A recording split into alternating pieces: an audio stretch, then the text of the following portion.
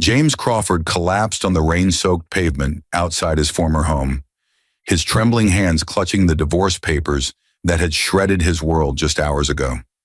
His wife Rachel had divorced him to marry his best friend Devin, taking their triplets, Emma, Noah, and Lily, with her, convinced she was leaving behind a struggling construction worker who could barely afford their rent.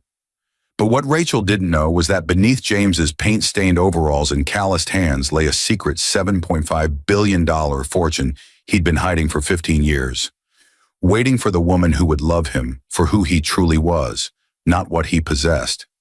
Now, as a mysterious black sedan pulled up beside his broken body and a woman in an expensive suit stepped out with documents bearing his real name, James Theodore Crawford III, heir to the Crawford global empire, everything was about to change. When Rachel discovered the truth 3 weeks later, scrolling through her phone at 2 a.m. while Devin snored beside her, she saw James's face plastered across every financial news outlet with the headline, "Billionaire reveals identity after faking his death for love, now seeking full custody." What would Rachel do when she realized she'd thrown away not just billions, but the only man who had ever truly loved her? How would she face their triplets when they discovered their father wasn't the failure she'd painted him to be? And what shocking revelation would James unveil in court that would make Rachel question everything she thought she knew about their entire marriage? The hospital fluorescent lights burned James's retinas as consciousness crawled back into his body like shattered glass reassembling itself. His head throbbed with a symphony of pain that matched the rhythm of his fragmenting heart. Each beat a reminder that Rachel had actually done it. She had divorced him. After 12 years of marriage, after building what he thought was an unbreakable bond, after creating 3 beautiful souls together, Emma with her infectious laugh, Noah with his curious questions about everything, and Lily with her fierce protectiveness over her siblings. Rachel had chosen Devin, his best friend since college, the man who had stood beside him at their wedding, who had held each of their triplets minutes after they were born, who had eaten at their table every Sunday for a decade. James tried to sit up, but a gentle hand pressed against his shoulder. The woman from the sedan stood beside his bed, her silver hair pulled back in an immaculate bun, her gray eyes holding secrets that made his chest tighten. Margaret Hastings, his family's head attorney, the woman who had helped him orchestrate the greatest disappearance in American business history 15 years ago, when he'd walked away from his $7.5 billion inheritance at 23 to find real love, untainted by the stench of old money and social climbing. "Mr. Crawford," Margaret's voice carried the weight of everything he'd been running from. "It's time to come home." James closed his eyes and the memories flooded through him like a dam breaking. He was 23 again, standing in his father's mahogany-paneled office in Manhattan, surrounded by men in $1,000 suits who saw him as nothing more than a chess piece in their corporate games. His father, Theodore Crawford II, had just announced James's arranged marriage to Victoria Ashford, a woman he'd met twice, whose family's telecommunications empire would merge perfectly with Crawford Global's infrastructure holdings. The deal was worth billions. James's happiness was worth nothing. "I won't do it," James had said, his voice steady despite his racing heart. "I want to find someone who loves me for who I am, not what I'm worth." His father had laughed, a cold sound that held no warmth. "Love? You foolish boy. Love is a luxury we cannot afford. Our name, our legacy, these are what matter." That night, James had made his decision. With Margaret's help, who had been his late mother's closest friend and confidant, he'd staged his disappearance. A hiking accident in the Rockies. A body never found. The media had feasted on it for months. The tragic death of the Crawford heir. Meanwhile, James had emerged in a small Ohio town with a new identity, a fabricated background, and a construction job that left his hands blistered and his body exhausted in ways that felt honest and real. He'd met Rachel 2 years later at a community center, where he'd been volunteering to build playground equipment for underprivileged kids. She was a teacher, working with children who had special needs, and when she smiled at him across that dusty lot, something in his chest had shifted. She didn't see a Crawford. She saw James, just James, A man with kind eyes and strong hands who made her laugh and listened when she talked about her dreams of creating an inclusive education program. Their courtship had been simple, beautiful. Dinners at affordable restaurants, walks through parks, movie nights on his worn couch. When he'd proposed with a modest ring that had taken him 3 months to save for, Rachel had cried and said yes without hesitation. She'd loved him when he was nothing but a construction worker with big dreams and calloused palms. That was supposed to be enough. That was supposed to prove she was different. But somewhere between the birth of their triplets 7 years ago and yesterday afternoon, something had changed. The financial stress of raising 3 children on his modest salary had worn Rachel down. He'd seen it in her eyes, the way she'd linger on advertisements for things they couldn't afford, the way she'd go quiet when other mothers at school pickup talked about their family vacations, the way she'd started comparing their life to what Devin could offer. Devin had inherited his family's chain of car dealerships 3 years ago. Nothing compared to James's hidden fortune, but to Rachel's eyes, Devin looked like success. Devin drove a Lexus.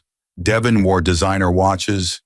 Devin took lavish vacations and posted them on social media. And Devin had been whispering poison in Rachel's ear for months, James realized now, telling her she deserved better, telling her that James would never amount to anything, telling her that he could give her and the triplets the life they deserved. The affair had started 6 months ago. James had known. He'd seen the signs, the late-night texts Rachel tried to hide, the new lingerie he couldn't afford that appeared in her drawer. The way she'd started finding reasons to leave the house when Devin called. He'd confronted her 2 months ago, and she denied everything with tears streaming down her face, swearing her loyalty, begging him to trust her. He'd wanted to believe her so desperately that he'd ignored the evidence his heart already knew. Yesterday, Devin had finally made his move. He'd shown up at their small rental house, the house James had deliberately chosen to maintain his cover, even though he could have bought Rachel a mansion with pocket change, and told James the truth. Rachel was divorcing him. She and Devin were getting married. They'd already consulted lawyers about custody. Devin could provide for the triplets in ways James never could. They deserve a father who can actually take care of them, Devin had said, his voice dripping with false sympathy. You're a good guy, James, but let's be honest. You're a failure. You work construction for God's sake. Rachel and those kids are eating pasta 4 nights a week while you pretend you're going to make something of yourself someday. James had stood there frozen as everything he'd built crumbled around him. He could have ended it right there. Could have pulled out his phone and shown Devin exactly who he was. Could have revealed the monthly statements that showed his $7.5 billion fortune had grown to nearly $9 billion in the years he'd been gone, carefully managed by Margaret and a team of financial advisors who thought their client was dead. Could have watched Devin's face drain of color as he realized he'd just made an enemy of one of the most powerful men in America. But he hadn't, because he'd needed to know if Rachel would choose him anyway. If, when faced with the decision, she'd remember their vows. If she'd remember the man she'd fallen in love with, regardless of his bank account. He'd needed to know if 12 years of marriage and 3 beautiful children meant something. Rachel had arrived home an hour later with the divorce papers already signed. She'd looked at him with eyes that held no trace of the woman who'd once loved him, only exhaustion and resignation. I'm sorry, James, she'd said, her voice flat, but I can't do this anymore. I can't watch my children struggle because you refuse to be more than you are. Devin loves me. He loves the kids. And he can give us the life we deserve. James had watched, numb, as Rachel packed bags for herself and the triplets. Emma had cried, clutching his leg, asking why Mommy was making them leave. Noah had stood silent, his 7-year-old eyes too knowing, too sad. Lily had screamed that she hated Mommy, that she wanted to stay with Daddy, and Rachel had carried her out while she kicked and sobbed. The door had closed. His family was gone, and James had collapsed.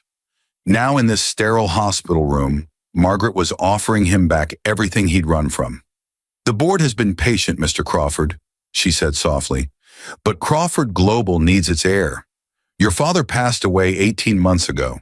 The company has been operating under interim leadership, but there are hostile takeover attempts, internal power struggles.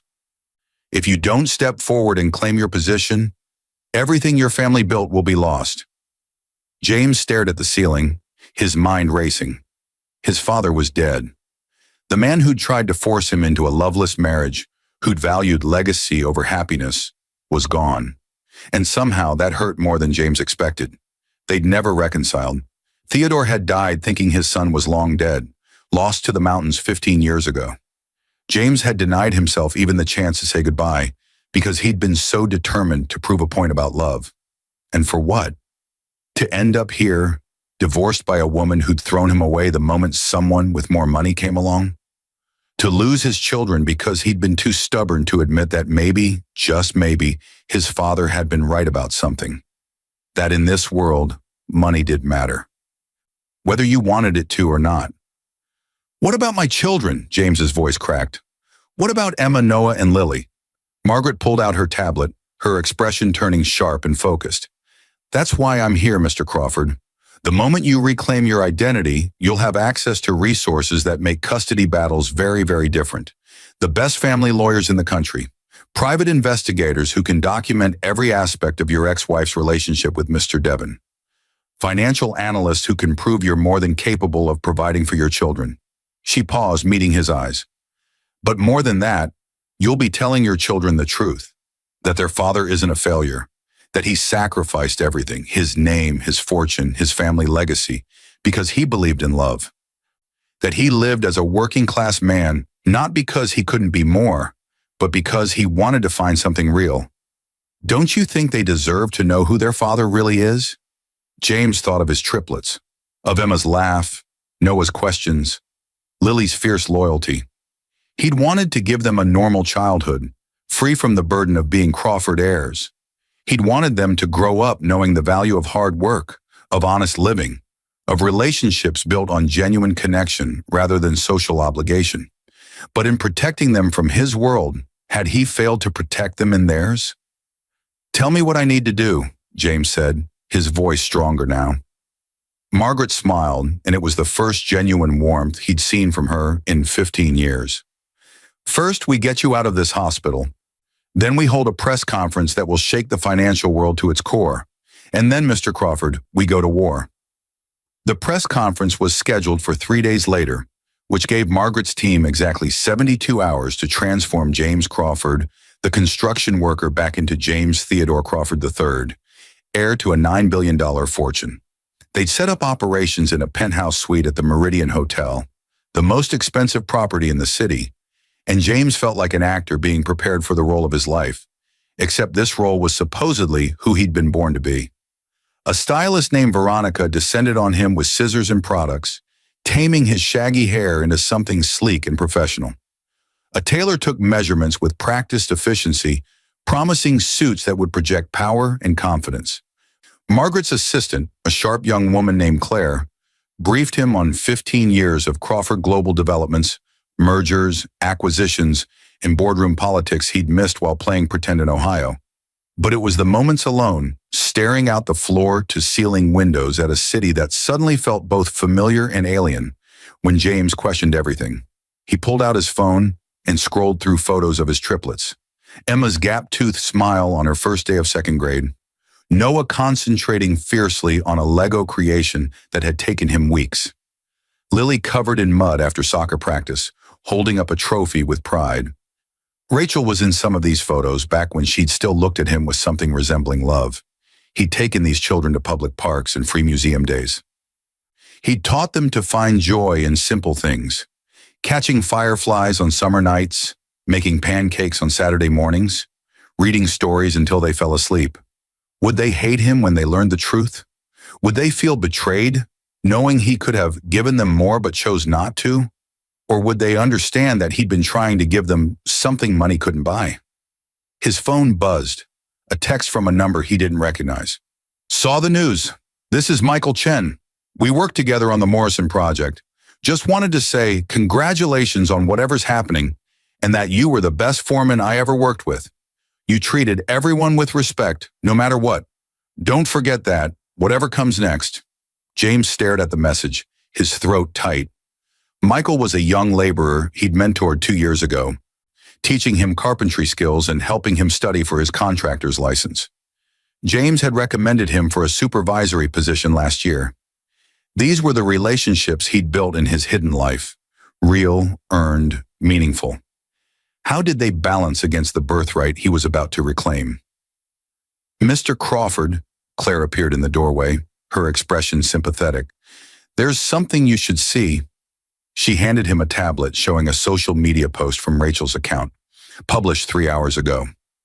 The photo showed Rachel and Devin with the triplets at some upscale restaurant, all of them smiling. The caption read, "New beginnings with the man who shows me and my babies what we're really worth. Sometimes you have to let go of what's holding you back to fly forward. Grateful for real love and real partnership." The comments were full of support from friends and acquaintances who had no idea what had really happened. "You deserve this happiness. Devin is such a great guy. Those kids are so lucky." Each word was a knife. Rachel was rewriting their story, making herself the heroine who'd escaped a deadbeat husband, painting Devin as the savior, and their children were being used as props in this narrative. In the photo, Emma's smile didn't reach her eyes. Noah was looking away from the camera. Only Lily seemed genuinely happy, probably because they'd ordered her favorite dessert. His children were already learning to perform happiness for their mother's social media audience. "When is the press conference?" James asked, his voice cold. "Tomorrow morning, 10 a.m., Claire replied. "We've already sent invitations to every major financial news outlet. It's going to be huge." "Good," James said. "Make sure someone records Rachel's reaction when she finds out. I want to see her face when she realizes what she threw away." Claire hesitated. "Mr. Crawford, if I may, revenge isn't going to bring you peace." "This isn't about revenge," James said, though they both knew that was partially a lie. "This is about my children knowing the truth. Rachel has spent 3 days telling everyone, including Emma, Noah, and Lily, that their father is worthless, that Devin is better, that money equals value. Tomorrow they're going to learn that their father could have bought and sold Devin's entire car dealership chain without blinking. They're going to learn that he chose them, chose authenticity, chose love over billions. And they're going to have to reconcile what that means." That night, James couldn't sleep. He wandered the penthouse, past the leather furniture and marble countertops that were already starting to feel normal again. How quickly humans adapted to comfort, he thought bitterly. 15 years of living modestly, and already his body was remembering what luxury felt like. He found himself in front of a mirror, studying his reflection. The haircut made him look sharper, more defined. The expensive pajamas Margaret had insisted he needed fit perfectly. Even the way he stood had started to shift. Shoulders back, chin up, the unconscious posture of someone who'd been raised to command rooms. James Crawford, the construction worker, was disappearing, and James Theodore Crawford III was emerging like a butterfly from a cocoon he'd deliberately built. A memory surfaced. His mother, Catherine Crawford, sitting beside his bed when he was 8 years old, recovering from appendicitis. She'd been the warmth in a cold household, the one who'd read him stories and encouraged his dreams of designing buildings that could withstand earthquakes and house families safely. She died when he was 19, cancer taking her swiftly and brutally, and James had always believed she would have supported his decision to leave. "What would you think of all this, Mom?" he whispered to his reflection. "Did I honor you by walking away, or did I waste the legacy you and Dad built?" The reflection had no answers, but James imagined he could hear his mother's gentle voice. "The measure of a man isn't his bank account, sweetheart. It's what he does when everything is taken from him. That's when you see who someone really is." Tomorrow the world would see who James Theodore Crawford III really was. And 3 days from now, when the custody battle began, Rachel would learn that divorcing a billionaire was very different from divorcing a construction worker. The press conference room at the Grand Continental Hotel buzzed with confused energy as financial journalists, business reporters, and curious onlookers filed in, wondering why they'd been summoned on such short notice for a historic announcement regarding Crawford Global Enterprises. The company's stock had been volatile for months, plagued by rumors of internal strife and leadership vacuum after Theodore Crawford II's death. Wall Street was hungry for answers. James stood backstage wearing a Tom Ford suit that cost more than 3 months of his construction salary, his heart hammering against his ribs. Margaret stood beside him, reviewing notes on her phone with the calm of someone who'd orchestrated corporate takeovers and billion-dollar deals for 4 decades. 5 minutes, Mr. Crawford, Claire said, her headset crackling with communication from the production team. The major networks are carrying this live. CNN, CNBC, Fox Business, Bloomberg.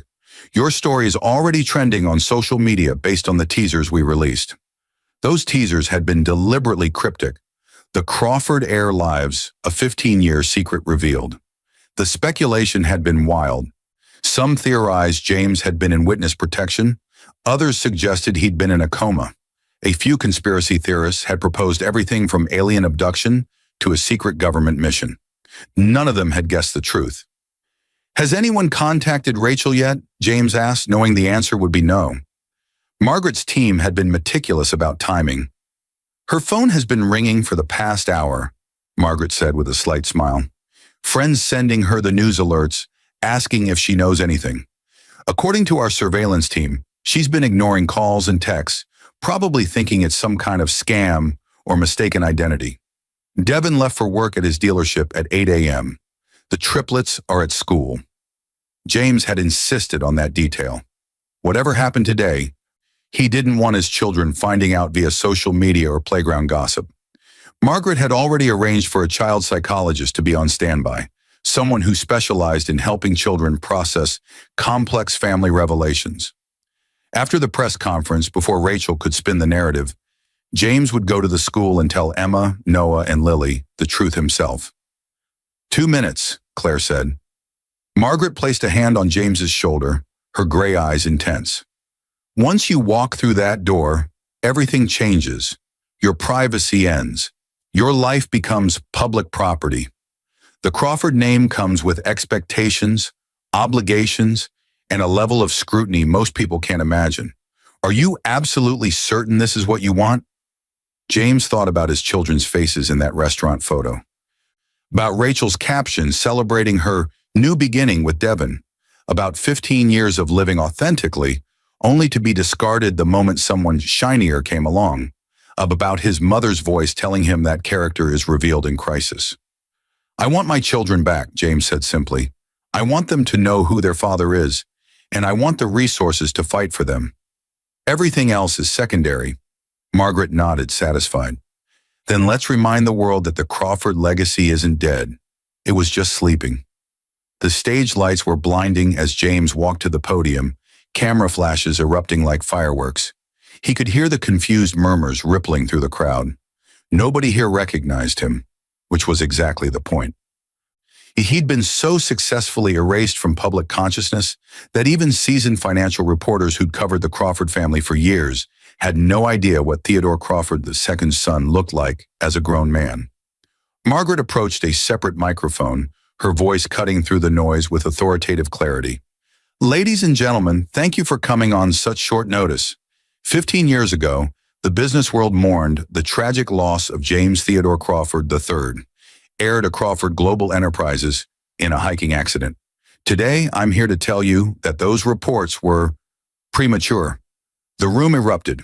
Journalists shouted questions simultaneously. Cameras swiveled. Producers screamed into headsets. Margaret raised a hand for silence, and gradually, the chaos subsided into tense anticipation. 15 years ago, at the age of 23, James Crawford made a choice that many of you will struggle to understand. Faced with an arranged marriage and a future dictated entirely by corporate and social obligations, he chose to walk away. With my assistance, he staged his disappearance and embarked on an experiment that few people of his wealth and status would ever dare to attempt. He wanted to discover if genuine human connection, authentic love, and honest living were possible when stripped of the influence of his family name and fortune. Margaret paused, letting this sink in. James watched the faces in the crowd shift from confusion to comprehension to disbelief. For 15 years, Margaret continued, James Crawford has lived as an ordinary American citizen. He worked construction. He paid rent. He struggled with bills and budgets. He met a woman, fell in love, got married, and had children, all without revealing his true identity or accessing a single dollar of his inheritance. He lived the life many of you in this room live, and he did it not out of necessity, but out of a profound desire to experience humanity unfiltered by wealth. Now she stepped back, gesturing to James. And today, circumstances have brought him back. Ladies and gentlemen, I present to you the man you thought was dead, James Theodore Crawford III, majority shareholder of Crawford Global Enterprises, heir to a personal fortune currently valued at $9.2 billion, and, as of this morning, the new chairman and CEO of one of America's most influential infrastructure companies. The explosion of noise was deafening. James stepped to the microphone, his hands surprisingly steady, and waited for silence. When the room finally quieted enough for him to be heard, he spoke in a voice that carried the weight of 15 years of hidden truth. My name is James Crawford, and everything Margaret just told you is accurate. For the past 15 years, I've lived in Ohio under a different identity. I worked construction, earning $45,000 a year. I met my ex-wife, Rachel, at a community center where I was volunteering. We dated, fell in love, and got married in a small ceremony that cost less than $3,000. We had 3 children together, triplets named Emma, Noah, and Lily, who are currently 7 years old. He could see the journalists frantically typing, their fingers flying across keyboards. This was the story of the decade, possibly the century. Billionaire lives as working-class man for 15 years. The angles were endless. 3 days ago, James continued, his voice harder now, my wife divorced me. She'd been having an affair with a man I considered my best friend, someone who had been part of our lives for years. She chose to leave me because, in her words, I was a failure who couldn't provide adequately for our children. She told me our triplets deserved a father who could give them the life they warranted. Yesterday, she married her new partner and posted on social media about finding real love and real partnership with someone who knew their worth. The room had gone completely silent now. This wasn't just a business story anymore. This was human drama on an epic scale. Rachel had no idea who I really was, James said, his eyes finding the cameras that were broadcasting this moment to millions. I never told her about my background, my family, or my fortune. I wanted to know if she could love me for who I was as a person, not what I represented as an heir. For 12 years, I thought I had my answer. Apparently, I was wrong. He let that statement hang in the air before continuing. I'm here today for 3 reasons. First, to formally claim my position at Crawford Global and begin the work of stabilizing and growing a company that has been rudderless for too long. Second, to reclaim my legal identity and all the rights and responsibilities that come with it. And third, to begin a custody battle for my 3 children, who deserve to know that their father isn't a failure. He was simply a man trying to discover what really mattered in life. A reporter shouted over the noise, "Mr. Crawford, do you regret your decision? Was it worth it?" James considered the question carefully. I regret that my experiment in authenticity ultimately failed. I regret that the woman I loved, the woman I chose over billions of dollars and a family legacy, couldn't see past financial status to the man I actually was. But I don't regret trying. I learned more about human nature, about myself, and about what truly matters in these 15 years than I ever would have learned in boardrooms and country clubs. My children grew up in a home filled with love, even if it lacked luxury. They learned to appreciate simple things. They learned that happiness doesn't come from a bank account. Those are lessons they'll carry forever, regardless of what happens next. Another reporter, "What about your father? Theodore Crawford died 18 months ago, thinking you were dead. Don't you feel guilty?" The question hit harder than James expected, but he kept his composure. My father and I had fundamental disagreements about what kind of life I should live. He wanted me to be a symbol, a chess piece in corporate strategies. I wanted to be a person. Could we have reconciled? Perhaps. I'll carry that regret for the rest of my life. But I also know that my mother, Catherine Crawford, would have understood. She always told me that integrity and authenticity were worth more than any fortune. I tried to honor her memory by living accordingly. Margaret stepped forward again.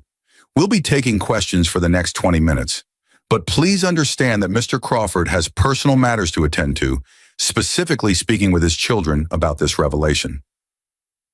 The full details of Crawford Global's transition plan will be released in a formal statement this afternoon. The questions came rapid fire. How would he prove his identity? DNA tests were already scheduled. What about the death certificate? It would be formally vacated. How would this affect Crawford Global's stock? Margaret's team projected an immediate surge given the restored heir's return and the public relations goldmine of his story. What were his plans for the company? Modernization, expansion, and a new focus on affordable housing, a passion project inspired by his years living in working-class neighborhoods. But the question everyone really wanted answered came from a young reporter in the back. Mr. Crawford, what do you want to say to your ex-wife, who's presumably watching this right now? James looked directly into the main camera, knowing Rachel would see this, knowing Devin would see this, knowing everyone in their social circle who'd pitied poor Rachel for being stuck with a struggling construction worker would see this. He let a long moment of silence stretch out, building tension. Rachel, he said finally, his voice steady and cold, you told me our children deserved a father who knew their worth.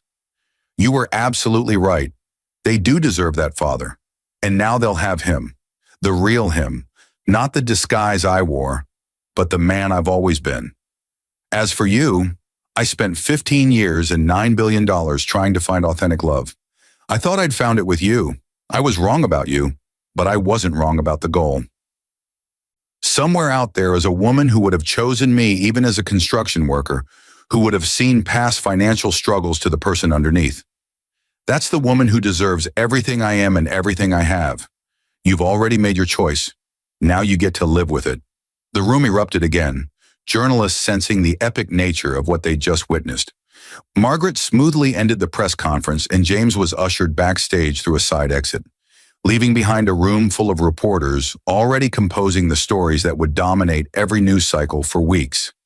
In the car riding to his children's school, James checked his phone. It had exploded with notifications, messages from numbers he didn't recognize, friend requests from people he'd never met, news alerts with headlines that ranged from sympathetic, billionaire's heartbreaking quest for real love, to salacious, scorned heir reveals ex-wife's gold-digging ways. His personal favorite was from a gossip site. From construction worker to billionaire CEO, the ultimate revenge transformation. But it was the text from Michael Chen, his former construction coworker, that made James's throat tight. Just watch the press conference. You're still the same guy who helped me fix my truck in the rain and bought pizza for the crew with your own money when the company forgot our lunch order. Don't let them change who you really are. Margaret sat beside him, already fielding calls from board members, legal advisors, and Crawford Global executives, who were both relieved and anxious about the heir's dramatic return. The custody lawyers are ready, she said between calls. With your resources and Rachel's provable infidelity, we're confident about the outcome. But Mr. Crawford, you need to prepare yourself for what this will do to your children. They're about to be thrust into a media circus. I know, James said quietly, watching the city pass by through tinted windows. But they were already being used as props in Rachel's social media narrative. At least this way, they'll know the truth.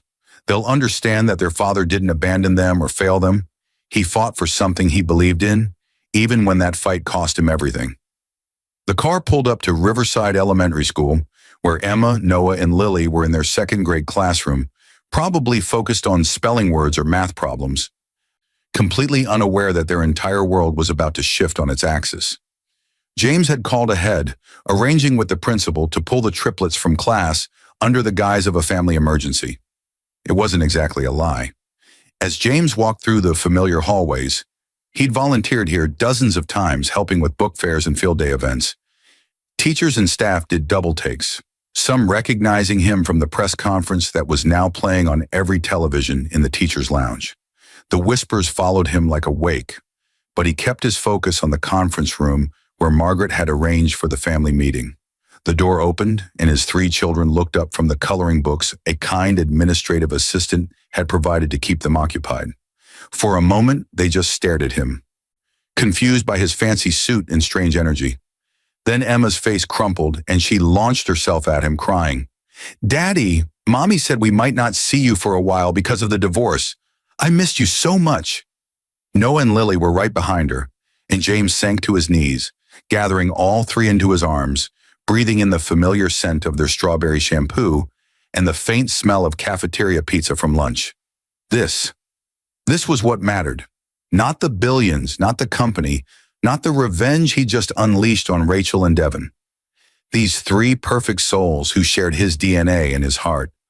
"I missed you too, babies," James whispered, his voice breaking. "I missed you so much. And I need to tell you something very important. Something that's going to sound really, really strange." He pulled back enough to look at their faces. Emma with Rachel's green eyes and his brown hair. Noah with his blue eyes and Rachel's blonde hair. Lily with her fierce expression and the stubborn Crawford chin. The child psychologist Margaret had hired, Dr. Sarah Martinez, sat quietly in the corner, ready to intervene if needed. "You know how sometimes in movies," James began carefully, "there are princes who pretend to be regular people because they want to find friends who like them for who they are, not because they're rich?" Three small heads nodded, eyes wide with curiosity. "Well, Daddy kind of did something like that. A long, long time ago, before I met Mommy, I was born into a family with a lot of money. So much money that people treated me differently because of it. They wanted to be my friend because of the money, not because of who I was. That made me really sad, so I decided to pretend I didn't have that money anymore. I wanted to meet people who would like me just for being me." "Like a secret identity?" Noah asked, his analytical mind already trying to process this information. "Like Spider-Man." "Exactly like Spider-Man," James said, grateful for the comparison. "I had a secret identity, and when I met your mommy, I was using that secret identity. She didn't know about the money. She just knew me as Daddy who worked construction and made pancakes on Saturday." "So, you have money?" Lily asked, her brow furrowed. "Like, enough money to buy stuff?" "A lot of money, sweetheart. Enough to buy almost anything." Emma's tears had stopped, replaced by confusion. "But you always said we couldn't afford things. You said we had to save our allowance. Was that a lie?"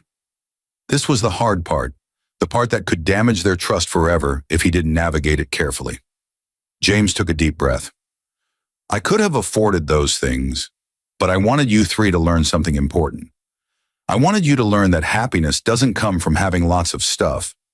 I wanted you to learn to appreciate things, to work for what you want, to understand that the most important things in life, like family and love and being kind, those things don't cost any money at all. But we could have had a bigger house," Noah said, his voice small. "Mommy was always sad about our house." James's heart clenched. "I know, buddy. And that's complicated. Mommy didn't know about the money, so she thought I couldn't give you guys more because I wasn't trying hard enough. But the truth is, I could have given you a mansion and fancy cars and any toy you ever wanted. I chose not to because I wanted you to grow up normal. I wanted you to have friends who liked you for you, not because you had cool stuff. I wanted you to learn that being rich doesn't make you a good person." "Are we rich now?" Lily asked, ever practical. "We have access to a lot of money now, yes.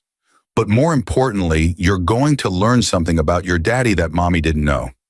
I'm not just a construction worker. I'm the owner of a very big company, and our family name is kind of famous in the business world." "What's the company called?" Emma asked. "Crawford Global Enterprises. And your full names aren't just Emma, Noah, and Lily. You're Emma Catherine Crawford, Noah Theodore Crawford, and Lily Margaret Crawford. You're part of a family that's been building important things in America for over 100 years. The children exchanged glances, processing this information in their 7-year-old brains. Dr. Martinez leaned forward slightly, ready to step in if they showed signs of distress, but so far they were handling it remarkably well. "Does Mommy know?" Noah asked quietly. "She's finding out right now," James said. "There was a big meeting this morning where I told a lot of people the truth about who I am. It's on TV and the internet. By now, Mommy has probably seen it." "Is she going to be mad?" Emma asked, worry creasing her forehead. James chose his words carefully. "Mommy's going to have a lot of feelings about this. But here's what I want you three to understand. Daddy loves you more than anything in the world. More than money, more than companies, more than anything. I lived as a regular person for 15 years because I was trying to find something real and honest. I thought I found it with Mommy. But sometimes grown-ups make mistakes about each other. That's why Mommy and I got divorced. Is it because she liked Devin more? Lily asked bluntly. James winced. How much did Mommy tell you about Devin? She said he was going to be our new daddy because he could take better care of us than you could, Noah said, his voice matter-of-fact but his eyes betraying hurt. She said you were… What was the word, Emma? Mediocre, Emma supplied quietly. She told Grandma Carol on the phone that you were mediocre and that Devin was successful. Rage flared in James's chest, not just at Rachel, but at himself for not being there to defend against these poisonous seeds she'd been planting in his children's minds. But he kept his voice calm. Well, I have something important to tell you about that. Mediocre means average, ordinary, not special. And it's true that when I was pretending to be a regular construction worker, I didn't make as much money as Devin. But kids, money doesn't measure how much someone loves you or how good a person is. Devin has money from his family's car business. That doesn't make him a better person. And now that you know the truth, you'll understand that I had much more money than Devin the whole time. I just chose not to use it because I was trying to teach you something important. What were you trying to teach us? Emma asked. James pulled them close again. That the best things in life aren't things at all. That you can be happy making pillow forts and playing board games. That family dinners around a small table are more valuable than fancy restaurants. That a dad who spends time with you and listens to your problems and helps with your homework is worth more than a dad who just buys you stuff. I wanted you to grow up knowing how to be good people, not just rich people. Are you going to buy us lots of stuff now? Lily asked hopefully. James laughed despite the tension. We're going to have to figure out what that looks like together. But I promise you, even though things are going to change, the important things won't. I'm still going to make you pancakes on Saturday. I'm still going to help with your homework.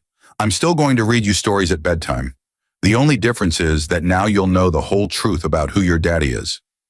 Will we still see Mommy? Noah asked, the question James had been dreading. Of course you'll still see Mommy. She's your mother and she loves you very much. But there might be some changes about where you live and how much time you spend with each of us. Daddy's going to be talking to some lawyers about making sure you're taken care of the right way. Do we have to live with Devin? Emma asked, her voice small. James met Dr. Martinez's eyes and she gave a small nod of encouragement. I'm going to try very hard to make sure you live with me most of the time, James said honestly. Devin isn't your father, and he doesn't get to decide what happens to you. But this is going to be decided by judges and lawyers, people whose job it is to figure out what's best for kids. They're going to want to make sure you're safe and happy. Will we be on TV? Noah asked, and James could see the analytical wheels turning in his son's mind. If you're famous now, and we're your kids, are we going to be famous? Probably a little bit for a while, James admitted. A lot of people are interested in our story because it's unusual. But we're going to have security guards and lawyers who make sure nobody bothers you or makes you feel unsafe. And Dr. Martinez here, he gestured to the psychologist, is going to help us all talk about our feelings and make sure you're okay with all these changes. They talked for another hour with Dr. Martinez gently interjecting questions to gauge the children's emotional state and help them process the avalanche of information. By the end, Emma was sitting in James's lap, exhausted. Noah had 1,000 more questions that James promised to answer over time, and Lily had declared that she was glad her daddy was secretly rich because now maybe they could get a dog, which made everyone laugh despite the gravity of everything else. As James was preparing to leave, Margaret had arranged for a secure vehicle to take the children to a family suite at the Meridian Hotel rather than back to Rachel's house. His phone rang. It was a number he recognized but hadn't called in 3 days. Rachel. He put the call on speaker in front of Dr. Martinez, who nodded approval. Rachel's voice came through, high-pitched and desperate in a way James had never heard before. James, please tell me this is some kind of joke. Please tell me you didn't just go on national television and… It's not a joke, Rachel. Everything you saw was true. You're a billionaire? You've been a billionaire this whole time? While I was clipping coupons and buying clearance clothes for the kids, you had billions of dollars? Yes. The line went silent for a long moment. Then, why? Why would you do this to me? Do you have any idea how humiliated I am right now? Everyone is calling me, texting me, asking if I knew, asking how I could divorce a billionaire for a car dealer. My mother won't stop crying. Devon's family is... Stop, James said, his voice hard. You want to talk about humiliation? You had an affair with my best friend. You told our children I was mediocre and that Devon could take better care of them than their own father. You posted on social media about finding real love with someone who knew your worth, implying that I didn't. You divorced me 3 days ago, Rachel. 3 days. And you've already poisoned our children against me. So forgive me if I don't particularly care about your humiliation. You lied to me, Rachel shouted, and he could hear she was crying. Our entire marriage was based on a lie. You let me struggle and stress about money when you could have fixed everything with a phone call. What kind of monster does that? The kind who wanted to know if you'd love him without the money, James said quietly. And I got my answer, didn't I? The moment someone with more visible wealth showed up, you left. You didn't just leave, you mocked me, degraded me, told me and our children that I wasn't good enough. Well, Rachel, now you know the truth. I was always good enough. I was always more than enough. You just couldn't see it because you were too focused on what you didn't have instead of what you did. I want to see my children, Rachel said, her voice breaking. You can't keep them from me. I'm not keeping them from you, but they're staying with me tonight while they process all of this. Dr. Sarah Martinez, a child psychologist, is here to help them. Tomorrow we'll start working out a schedule. But Rachel, understand this. The custody arrangement you thought you'd secured with Devon's money and your lawyers? That's done. I have the resources now to fight you properly, and I will. The courts are going to hear about your affair, about the things you said to our children about their father, about everything, and they're going to decide what's actually best for Emma, Noah, and Lily, not what's convenient for you and your new husband. Devon's voice suddenly came through the speaker, angry and defensive. This is insane, James. You can't just swoop in with your money and take these kids from their mother. They need stability, not to be dragged into your billionaire drama. James laughed, and it was not a pleasant sound. Devon, you stood in my living room 3 days ago and told me I was a failure. You said my children deserved a father who could actually provide for them. You implied that your car dealership money made you superior to me.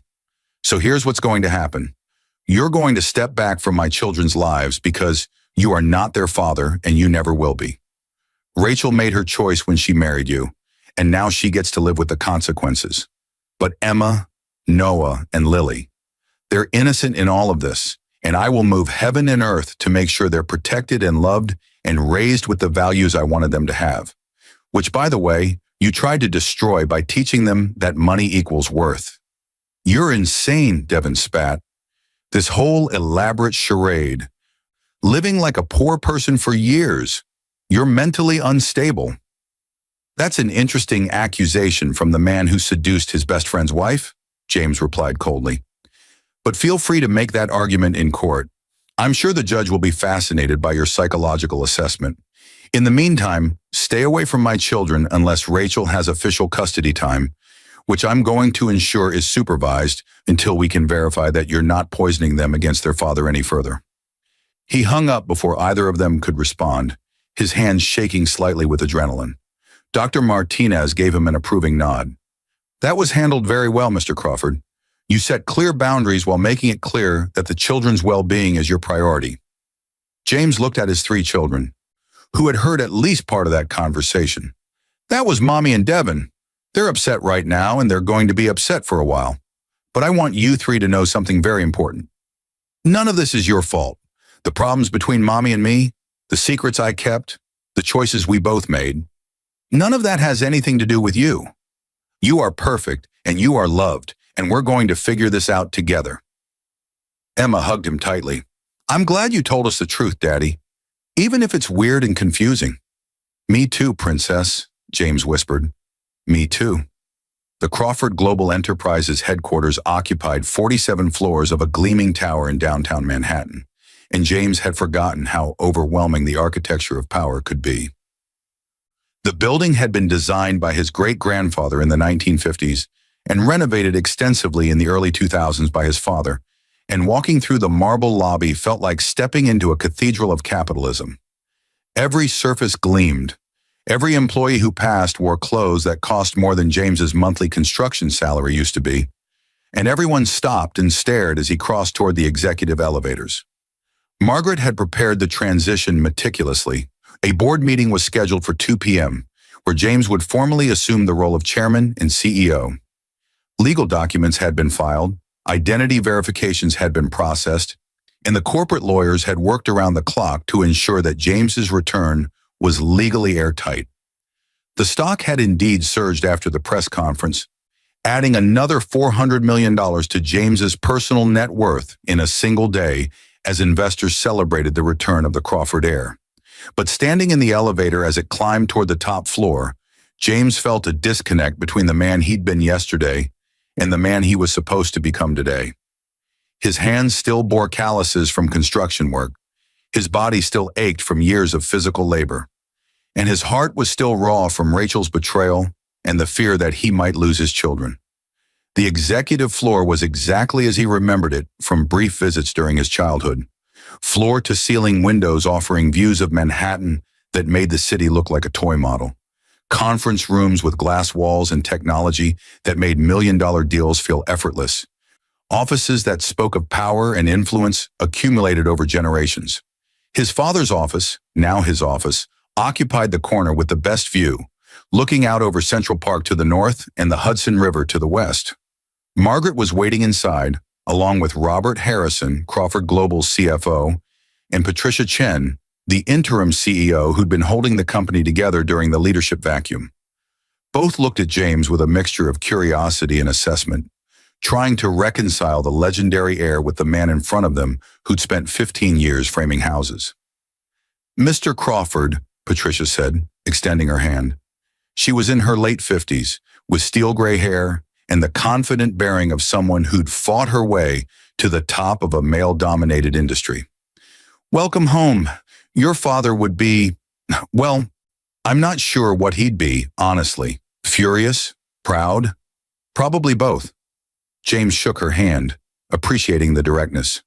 "I appreciate you keeping the company stable in my absence, Miss Chen. Margaret's briefings made it clear that without your leadership, Crawford Global would have been vulnerable to the takeover attempts." "The Meridian Group tried 3 times, Robert added. He was younger, maybe 40, with the eager energy of someone who'd climbed fast and wanted to keep climbing. They assumed the heir was dead and the board was fractured. Patricia held them off, but it's been expensive. The defensive strategies cost us nearly $200 million in the past year alone." "That ends today," James said, moving behind the massive mahogany desk that had belonged to his father. Sitting in this chair felt surreal, like wearing a costume that didn't quite fit.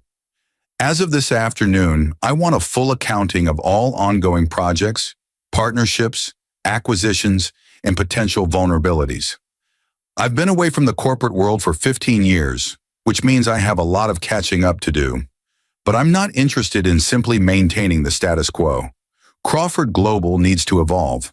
Patricia and Robert exchanged glances. "Evolve how?" Patricia asked carefully. James pulled up the notes he'd been making for the past 3 days, ideas that had been percolating during his years of working construction and seeing firsthand how regular Americans lived. "The infrastructure sector is about to undergo a revolution. Climate change is forcing us to rethink how we build everything from highways to power grids. Housing affordability is a crisis that's only getting worse, and the technology exists to build better, more sustainable, more affordable structures. But companies like ours have been slow to adapt because there's more profit in the old ways." He looked up at them. "I want Crawford Global to lead the affordable housing revolution. I want us to develop new construction techniques that can build quality homes for half the current cost. I want us to invest in sustainable materials and green infrastructure. And I want us to partner with communities rather than exploiting them." Robert looked skeptical. "With all due respect, sir, that sounds very noble, but our shareholders expect returns. Affordable housing typically means lower profit margins." "In the short term, yes," James agreed, "but in the long term, we're positioning ourselves to dominate a market that's about to explode. Millennials and Gen Z are locked out of home ownership because housing costs have outpaced wages for decades. The first major corporation that solves that problem is going to be a hero to an entire generation of consumers. That kind of brand loyalty and market position, that's worth more than quarterly profit margins. Patricia smiled slowly. You've been thinking about this for a while. I've spent 15 years building houses and living in communities where people work 3 jobs and still can't afford decent shelter for their families, James said. I've seen the problem from the inside. Now I have the resources to actually solve it.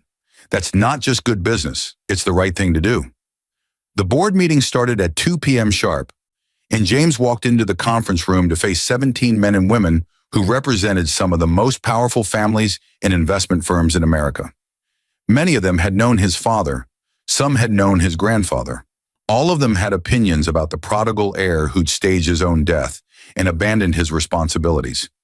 He stood at the head of the table, and for a long moment, just let them look at him. Let them see that he wasn't Theodore Crawford II's carefully groomed puppet. Let them see the calluses on his hands and the confidence in his eyes that came from earning respect rather than inheriting it. Ladies and gentlemen, James began, I'm not my father. I'm not going to pretend to be, and I'm not going to apologize for the choices I made 15 years ago. I walked away because I refused to be a chess piece in corporate strategies and social climbing. I wanted to discover what kind of man I could be when stripped of privilege and expectation. I learned more in those 15 years than I ever would have learned in these boardrooms.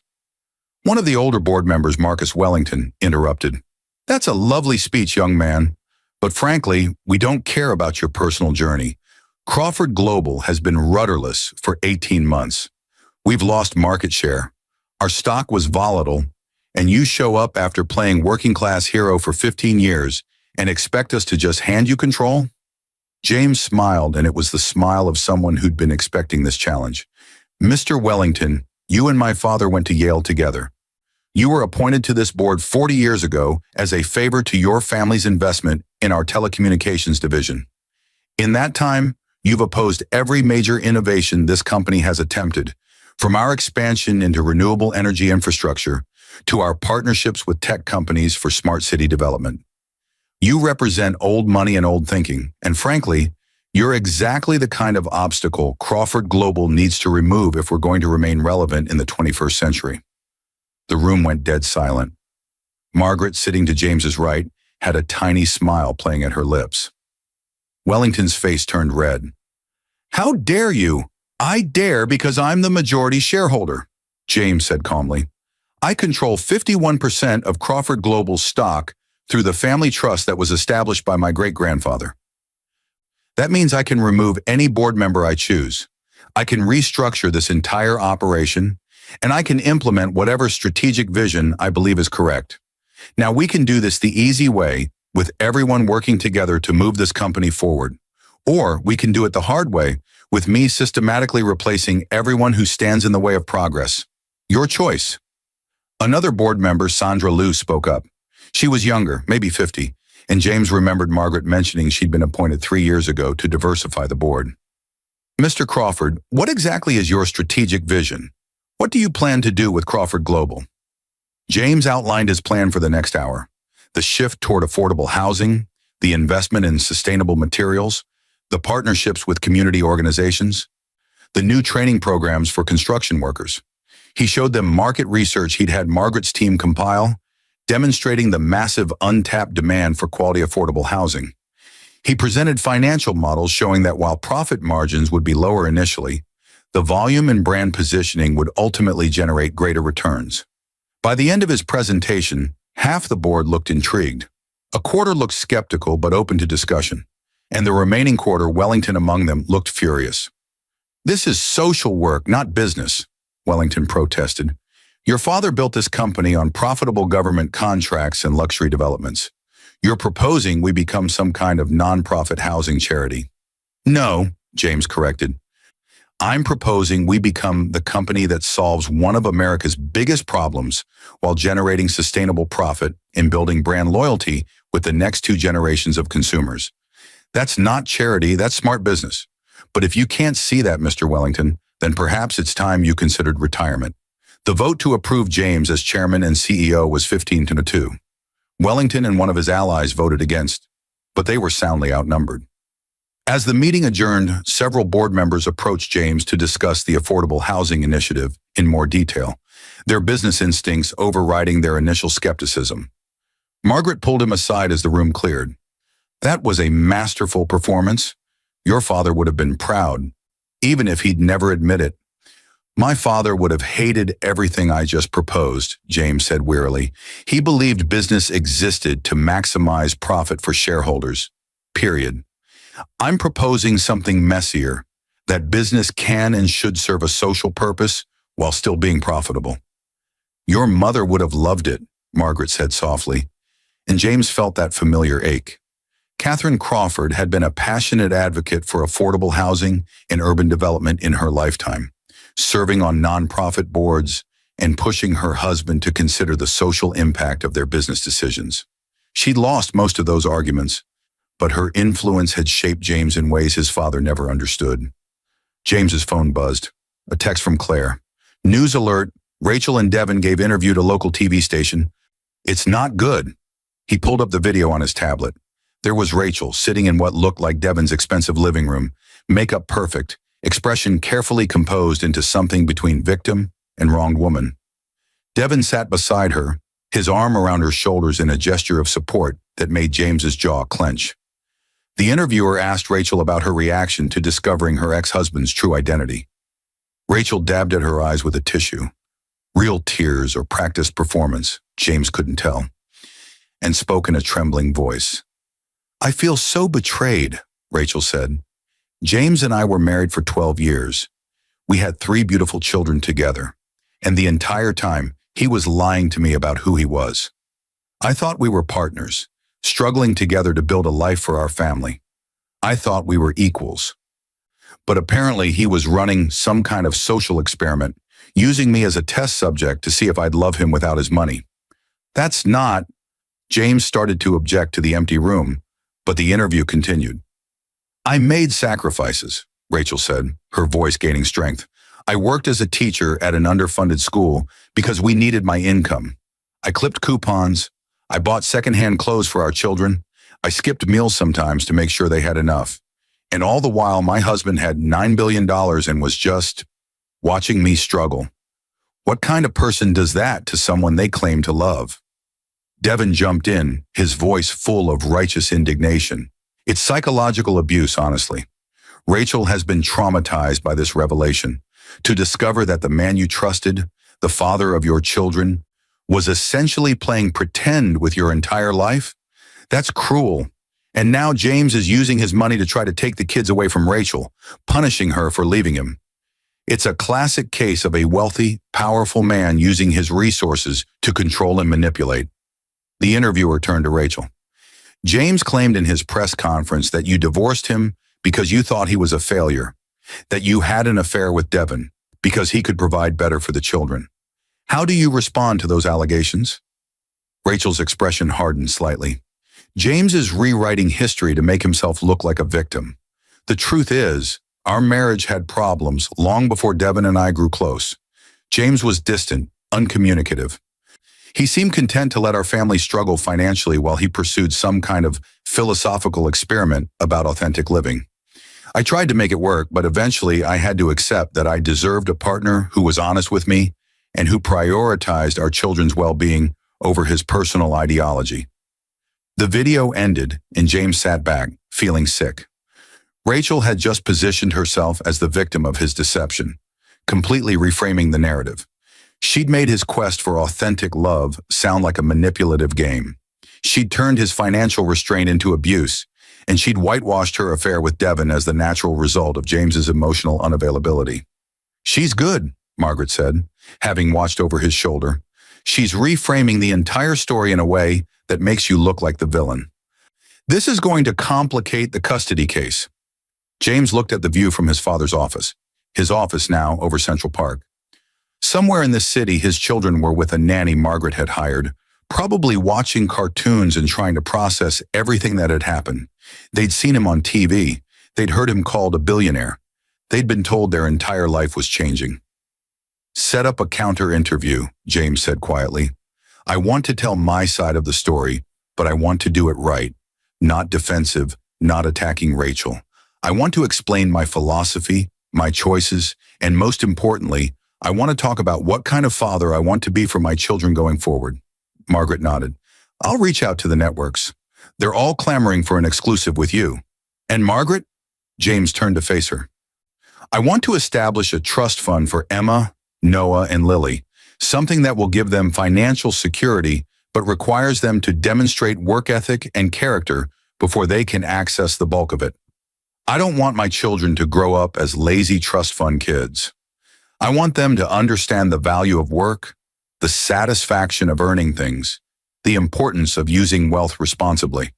That's very similar to what your mother suggested to your father before you were born, Margaret said with a sad smile.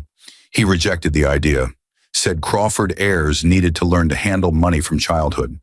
My father was wrong about a lot of things, James said, but I have a chance to do this differently, to raise my children with the values I learned during my 15 years outside this world. That's what matters now. Not revenge against Rachel, not winning some moral victory. I want my kids to grow up as good people who happen to have access to wealth, not wealthy people who happen to be good sometimes. His phone buzzed again. This time it was a text from Emma, sent from the tablet Margaret's team had provided. Daddy, can we really get a dog now?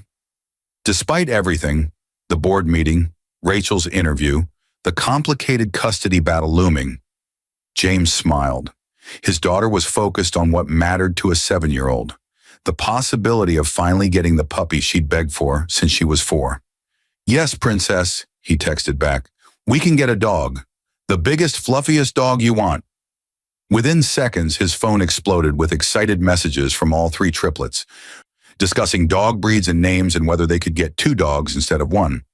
For a moment, surrounded by the trappings of wealth and power he'd rejected for 15 years, James felt something that had been missing for days. Pure, uncomplicated joy. This was why he'd come back. Not for revenge, not to prove anything to Rachel or Devon or the world, but to be the father his children deserved, one who could teach them the values he'd learned while living as a working-class man, while also giving them the opportunities that came with being Crawford heirs. The task ahead was daunting, rebuilding Crawford Global, winning custody of his children, navigating media scrutiny, and somehow maintaining his own integrity in a world that rewarded ruthlessness over righteousness. But as he looked out over the city, James felt something he hadn't felt since Rachel left. Purpose. He wasn't James Crawford, the construction worker anymore, but he also wasn't going to become Theodore Crawford III, the man his father had wanted him to be.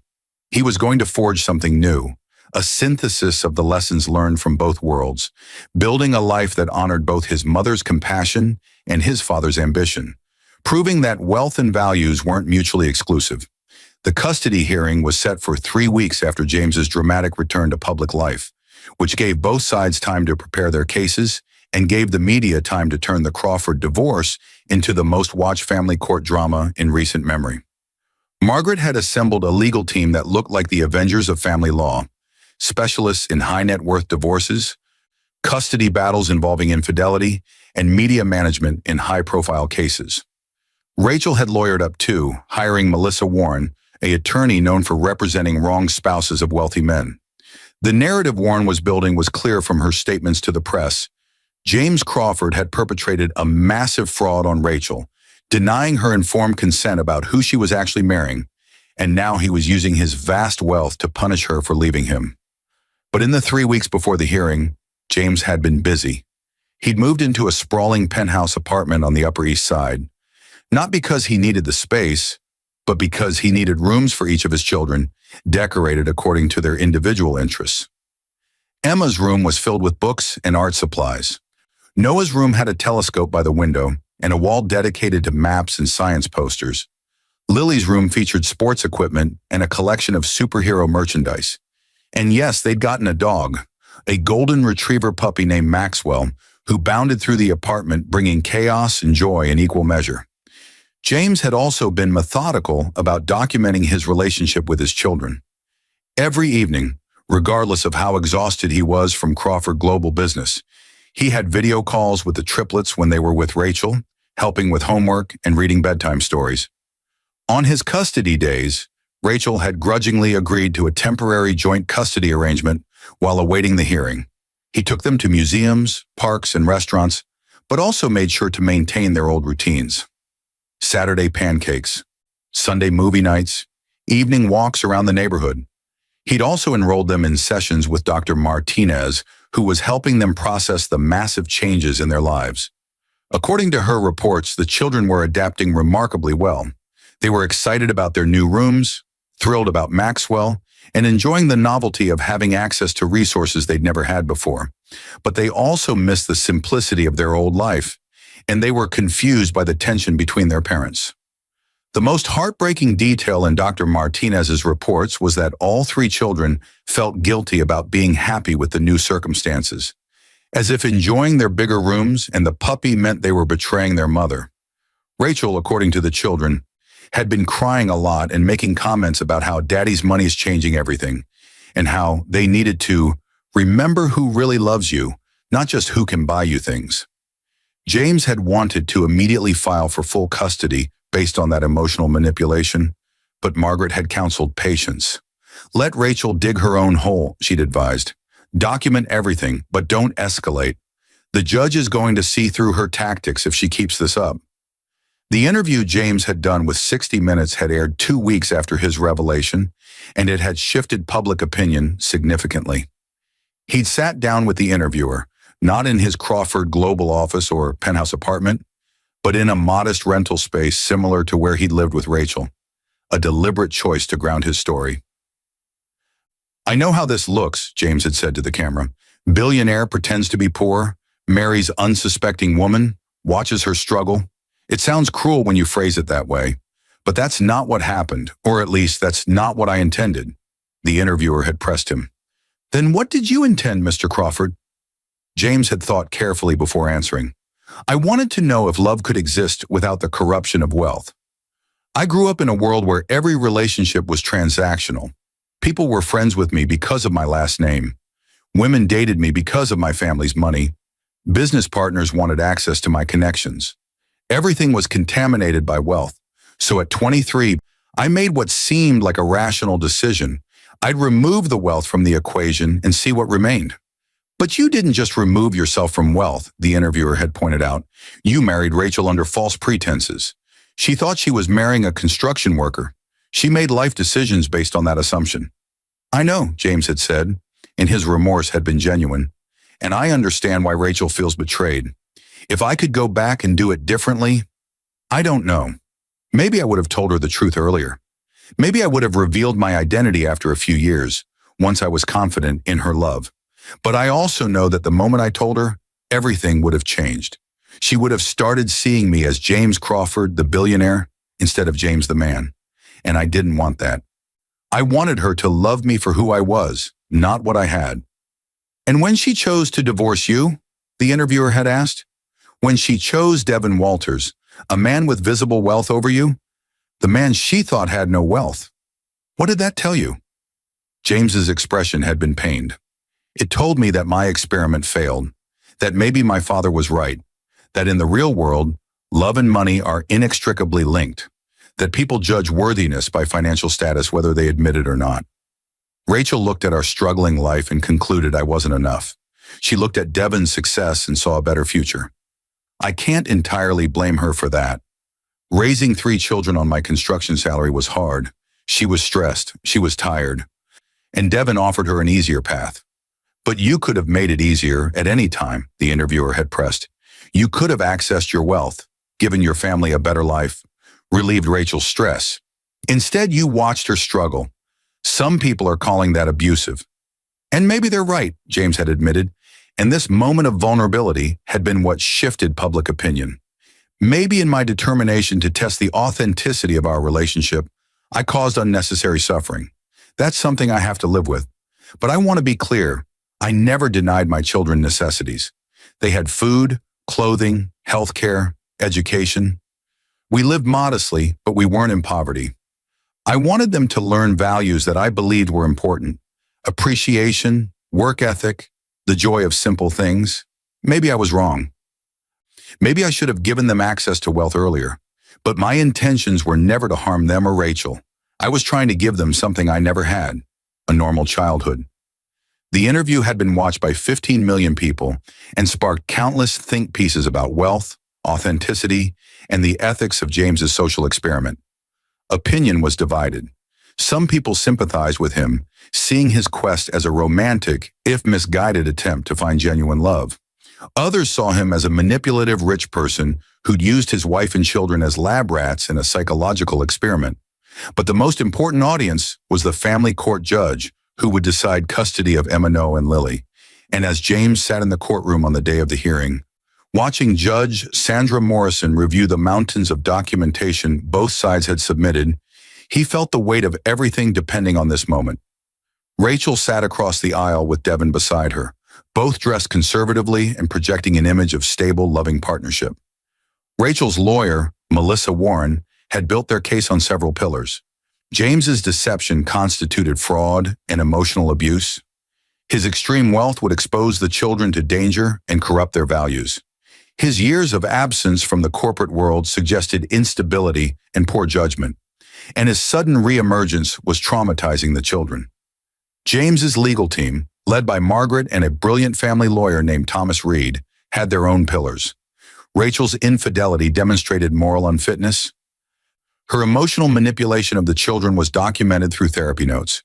James's devotion to his children was evidenced by 15 years of hands-on parenting, and his wealth, far from being a negative, would provide the children with security, opportunities, and the best possible care. Judge Morrison was a no-nonsense woman in her 60s, with a reputation for being impartial but tough.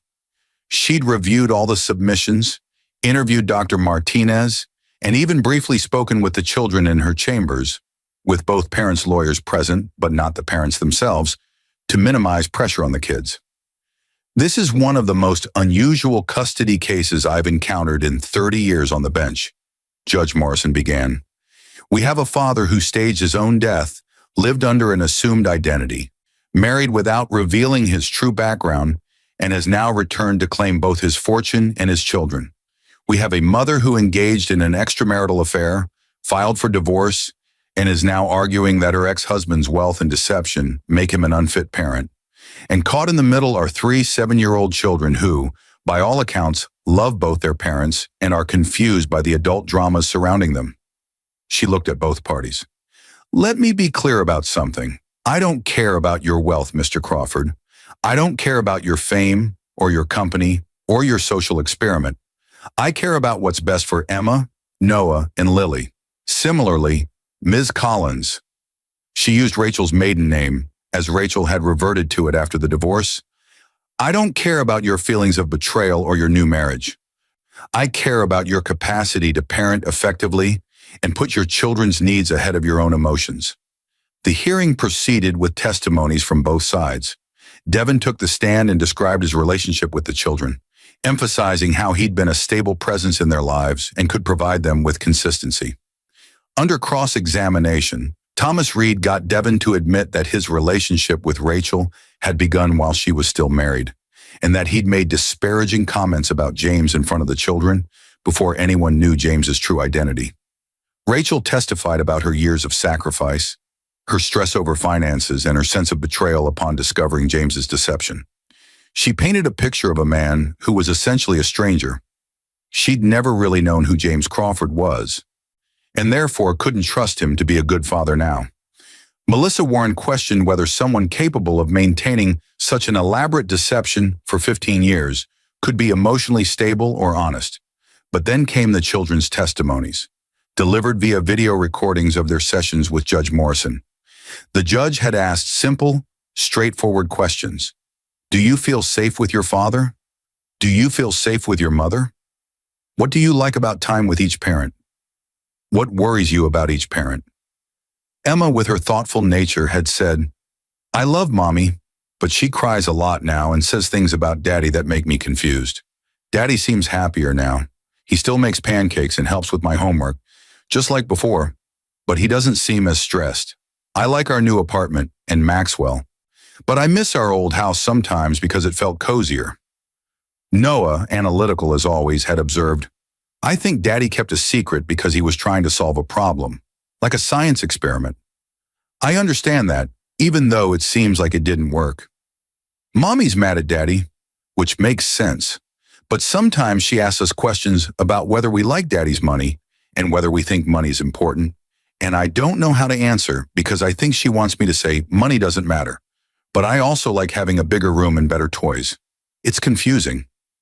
Lily, blunt and protective, had said, "Mommy and Devin talk about Daddy when they think we can't hear, and they say mean things. Daddy never says mean things about Mommy. Devin isn't our dad, and I don't want him to pretend he is. I want to live with Daddy because he makes me feel safe, and he doesn't make me feel bad about being happy." The courtroom had been silent as these testimonies played. James saw Rachel wipe tears from her eyes, and he felt a complicated mix of sympathy and frustration. He didn't want his children to hurt Rachel, but he also knew they were simply telling the truth about their experiences. Dr. Martinez testified about the children's psychological state, noting that they were resilient and adaptable, but were being stressed by the conflict between their parents. "What these children need," she said firmly, "is for both parents to put aside their personal grievances and focus on co-parenting effectively.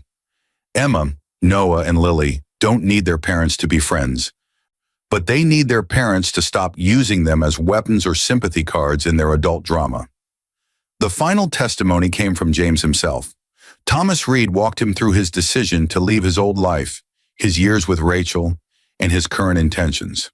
But it was the cross-examination by Melissa Warren that everyone had been waiting for. "Mr. Crawford," Warren began, her voice sharp, "you've testified that you loved Rachel, yet you watched her struggle financially for 12 years. You watched her work long hours as a teacher in an underfunded school.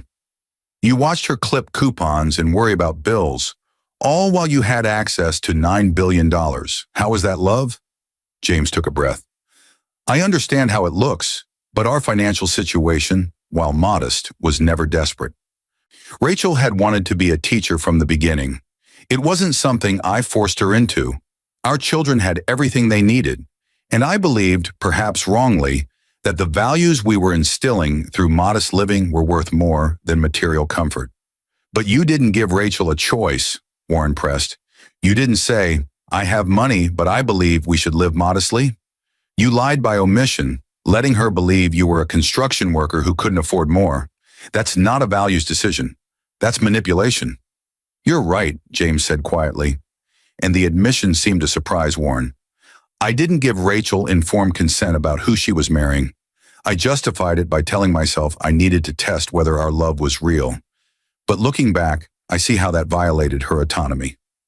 She deserved to know the truth and make her own choice about whether to stay with me. I took that choice away from her, and for that, I am genuinely sorry." Warren paused, seeming to recalibrate her attack. "If you're so sorry, why are you fighting for custody? Why not let the children stay with their mother, the parent they've known consistently, without the complication of your wealth and fame?" "Because they're my children too," James said, his voice strengthening. "I was there for every milestone, every skinned knee, every school play, every bedtime story. I coached their soccer teams and helped with their homework and taught them to ride bikes. The fact that I was secretly wealthy doesn't erase 15 years of active, engaged fatherhood. And frankly, Ms. Warren, Rachel's decision to divorce me doesn't give her the right to erase me from our children's lives or to paint me as a failure to them. They deserve to know who their father really is, and they deserve to benefit from the opportunities my resources can provide, including but not limited to financial security, excellent education, and the freedom to pursue their passions without the constraints Rachel and I lived under." "But won't your wealth corrupt them?" Warren asked. "Won't they grow up entitled, disconnected from normal people, exactly what you were trying to escape?" "Not if I parent them correctly," James replied. "I learned valuable lessons during my 15 years outside the bubble of wealth. I learned empathy, work ethic, and appreciation for simple joys. I can teach my children those same lessons while also giving them opportunities I didn't have. It's not an either-or proposition. Wealth and values can coexist if you are intentional about it." Judge Morrison called a recess after James's testimony, and for 2 hours both sides waited anxiously. James stood by the courtroom windows, looking out at the city and thinking about his children. Were they at school right now, trying to focus on math problems while their fate was being decided? Were they worried? Did they understand what was happening? When Judge Morrison returned, her expression was unreadable. She asked both parties to stand. "I've reviewed all the evidence, testimonies, and reports in this case," she began, "and I've given considerable thought to what serves the best interests of Emma, Noah, and Lily Crawford. Both parents love these children. That's clear. Both parents have significant strengths and significant flaws. Mr. Crawford's deception was wrong, regardless of his philosophical justifications. Ms. Collins's infidelity and emotional manipulation of the children are concerning, regardless of her feelings of betrayal." She paused. "However, this case isn't about which parent deserves custody as a reward for better behavior. It's about what arrangement will give these 3 children the most stable, nurturing environment going forward. After careful consideration, here is my ruling." James's heart hammered so hard he thought it might burst from his chest. "Primary physical custody will be granted to Mr. Crawford, with the children residing with him during the school year. Ms. Collins will have custody every other weekend, alternating holidays and 6 weeks during summer break. Both parents will share joint legal custody, meaning major decisions about education, health care, and welfare must be made jointly." Rachel let out a choked sob, and Devin put his arm around her.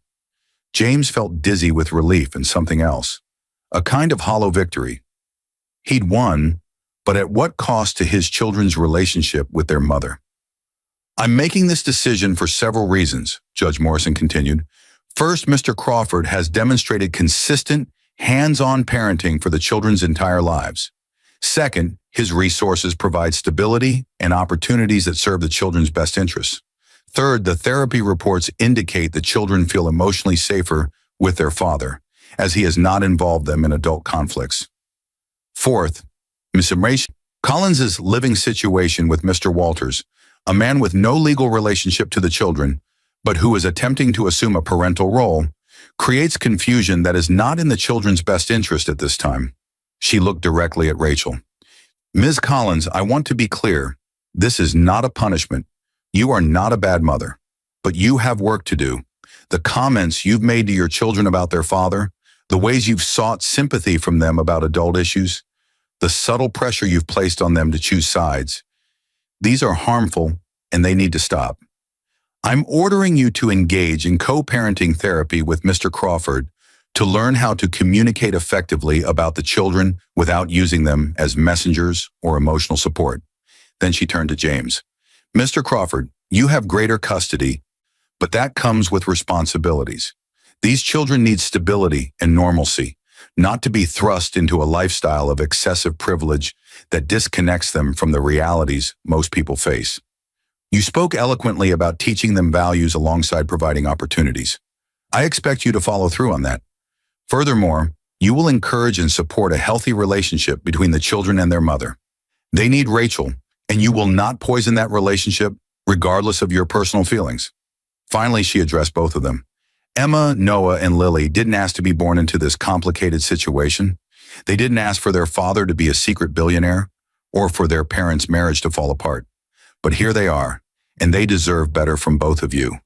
Put aside your egos, your hurt feelings, and your need to be right. Focus on being the parents these 3 children need. Court is adjourned. 6 months after the custody ruling, James sat in his penthouse living room watching his 3 children play with Maxwell. Emma was reading a book while absent-mindedly petting the dog. Noah was building an elaborate structure with Lego. Lily was practicing soccer moves, dribbling a small ball around the furniture. It was a Sunday afternoon, peaceful and ordinary in a way that felt miraculous after the chaos of the past year. Rachel had visited earlier to pick up the kids for her weekend custody time, and the exchange had been cordial if not warm. She and James had been attending co-parenting therapy for the past 5 months, slowly learning how to communicate about schedules, school events, and medical appointments without devolving into accusations. It wasn't easy. Rachel was still angry about the deception, still processing her feelings of betrayal. But she was trying, and so was James. Devin had faded into the background. Rachel had filed for divorce from him after just 4 months of marriage, realizing that she jumped from one relationship to another without processing the end of her marriage to James. According to their therapist, Rachel was now doing individual work to understand her own role in the marriage's failure, her relationship with money and status, and her tendency to seek external validation. Crawford Global was thriving under James's leadership. The Affordable Housing Initiative had launched in 3 cities, with plans to expand to 10 more within 2 years.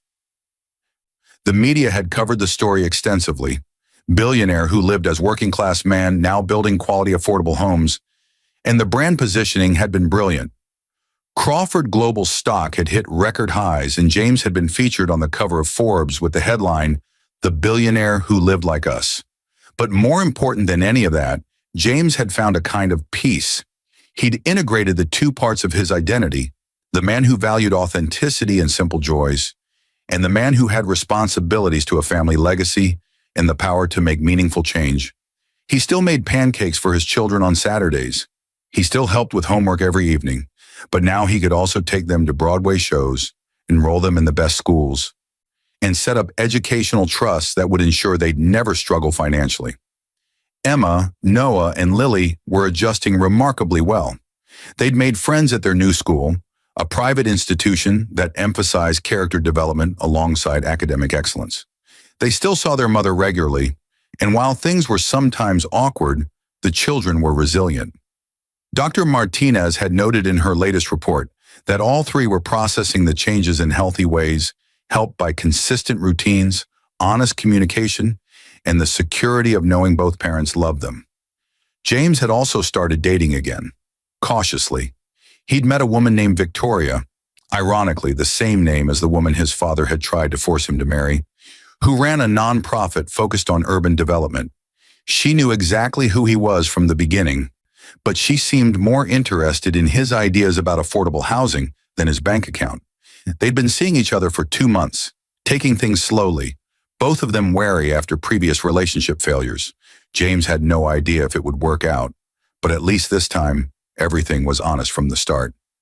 His phone buzzed. A text from Margaret. "Board meeting tomorrow at 9 a.m. Wellington is making noise about the affordable housing margins again. Prepare to defend the vision." James smiled. Some things never changed. Wellington had stayed on the board despite James's initial threats, mostly because other board members had convinced James that having a loyal opposition voice was actually useful for stress testing ideas. Wellington still hated the Affordable Housing Initiative, still thought James was too idealistic, still represented old money and old thinking. But Crawford Global was profitable, growing, and garnering positive attention, which made it hard for Wellington to gain traction for his complaints. "Daddy," Emma looked up from her book. "Can we have mac and cheese for dinner?" "We can have whatever you want, Princess," James said. "Can it be the kind from the box?" Emma asked. "Not the fancy kind from the restaurant. The blue box kind." James laughed. Despite their new circumstances, his children still craved the simple foods from their previous life. Boxed mac and cheese, frozen pizza, PB&J sandwiches. These comfort foods grounded them, reminded them that wealth hadn't fundamentally changed who they were. "Blue box it is," James agreed.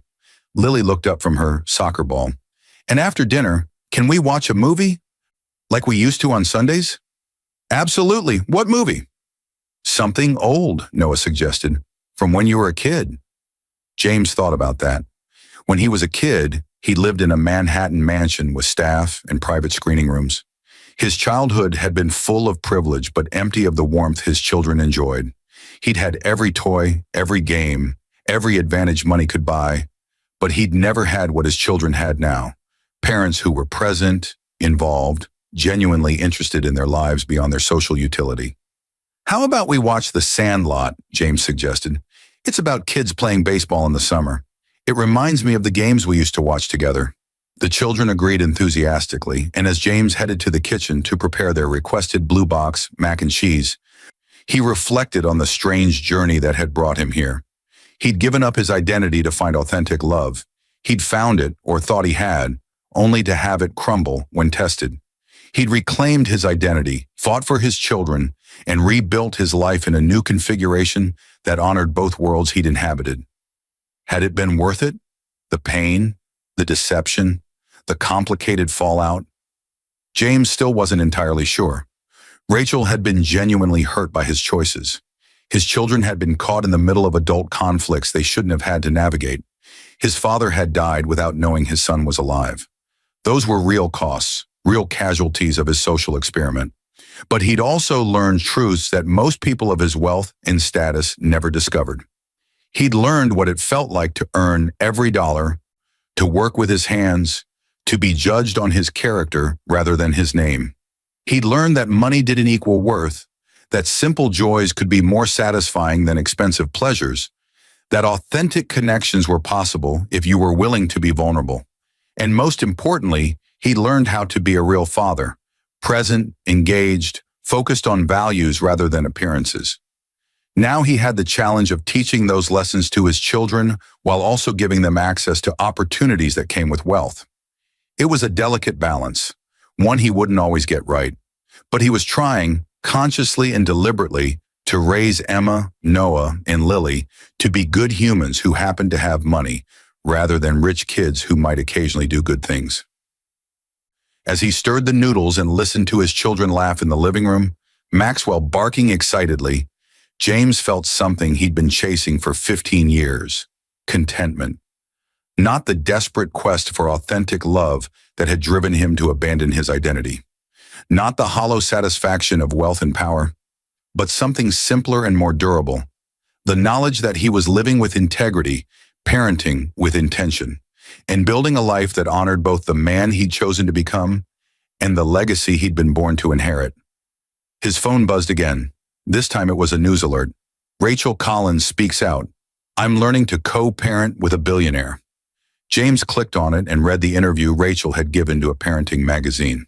She was honest about her struggles, her initial anger, her journey in therapy. But she was also surprisingly fair, acknowledging that James had always been a devoted father, even if his methods had been unconventional.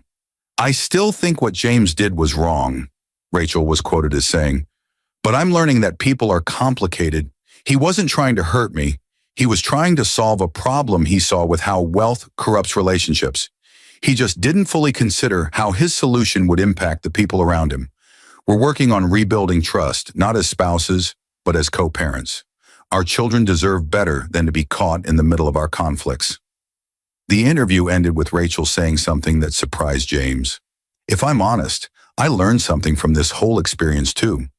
I did judge James by his financial status, even though I didn't think I was that kind of person. When Devin offered me a more comfortable life, I took it, and I justified it by telling myself I deserved better. But better shouldn't be measured in dollars. James was always a good father and a good partner in the ways that actually mattered. I just couldn't see it because I was too focused on what we didn't have instead of what we did. That's on me, not him. James felt a strange closure reading those words. Rachel was taking responsibility for her part in their marriage's failure. She wasn't letting him off the hook for his deception, but she was acknowledging her own blind spots. Maybe eventually they could actually co-parent effectively. Maybe their children could grow up with parents who, while no longer married, respected each other and worked together for their kids' well-being. Daddy, the mac and cheese is boiling over, Noah called from the living room, and James snapped back to the present, quickly lowering the heat on the stove. Crisis averted, he called back and heard his children giggle. This was his life now. Billion-dollar business decisions in the morning, boxed mac and cheese and children's laughter in the evening, board meetings and bedtime stories, strategic planning and soccer practice. It was messy and complicated, and nothing like the fairy tale ending he'd once imagined when he'd walked away from his fortune in search of authentic love. But it was real, and after everything he'd been through, real was exactly what James Crawford had always wanted.